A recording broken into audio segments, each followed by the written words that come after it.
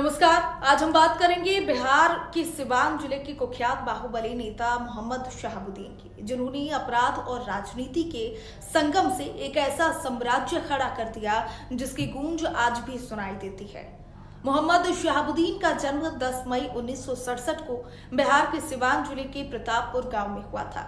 उन्होंने राजनीति विज्ञान में स्नातकोत्तर और पीएचडी की डिग्री प्राप्त की, लेकिन शिक्षा के साथ साथ उनका झुकाव अपराध की ओर भी बहुत ज्यादा देखा गया। शहाबुद्दीन के खिलाफ पहला आपराधिक मामला 1986 में दर्ज किया गया था, जब वो मात्र 19 वर्ष के थे।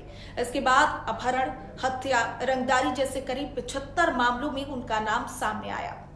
शहाबुद्दीन का राजनीति में उदय उस वक्त हुआ जब उन्होंने बिहार की सियासत के सबसे ताकतवर नेताओं में से एक लालू प्रसाद यादव से हाथ मिला लिया।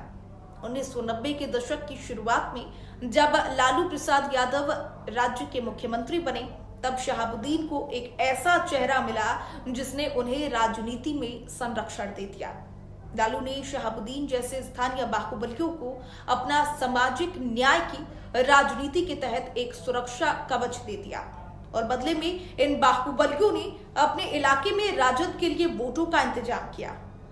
आप सही समझ रहे हैं, शहाबुद्दीन लालू यादव के बेहद करीबी माने जाते थे और यही वजह रही है कि उन पर कई गंभीर आपराधिक मामलों के बावजूद उन्हें पार्टी ने न सिर्फ टिकट दिया बल्कि लगातार संरक्षण भी मिला।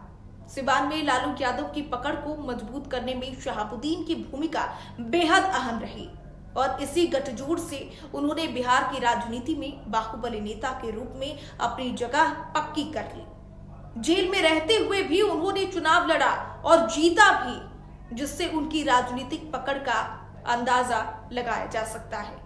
शहाबुद्दीन ने सिवान को अपने अपराध और राजनीतिक प्रभाव से नियंत्रित कर रखा था। उनके विरोधियों और पत्रकारों पर हमले, अपहरण और हत्या की घटनाएं आम थी। 2004 में 2 भाइयों को तेजाब से नहलाकर मारने का मामला विशेष रूप से चर्चित हुआ। 2005 में उन्हें दिल्ली से गिरफ्तार किया गया। उनके खिलाफ कई मामलों में विशेष अदालतों ने सुनवाई की और उन्हें आजीवन कारावास की सजा भी सुनाई गई। 2017 में सुप्रीम कोर्ट ने उन्हें तिहाड़ जेल स्थानांतरित करने का आदेश भी दे दिया। उनकी पत्नी हीना शहाब ने 2009 से 2019 तक 3 बार सिवान से चुनाव लड़ा, लेकिन सफलता नहीं मिली। 2024 में उन्होंने आरजेडी से अलग होकर स्वतंत्र उम्मीदवार के रूप में चुनाव लड़ने की घोषणा बनाई और ये घोषणा करने के 2021 में तिहाड़ जेल में कोविड-19 संक्रमण से शहाबुद्दीन की मृत्यु भी हो गई। उनकी मौत के बावजूद सिवान की राजनीति में उनका प्रभाव अभी भी बना हुआ है और उनके समर्थक आज भी उन्हें बेहद याद करते हैं। तो शहाबुद्दीन सिवान का डॉन और राजनीति का बाहुबली कहा जाता है। बिहार के सिवान जिले के कुख्यात नेता के तौर पर मोहम्मद शहाबुद्दीन की कहानी लिखी जाती है, जिसने अपराध और राजनीति के संगम से एक ऐसा साम्राज्य खड़ा किया जिसकी गूंज आज भी सुनाई देती है। तो ये थी शहाबुद्दीन जीवन की पूरी दास्तान।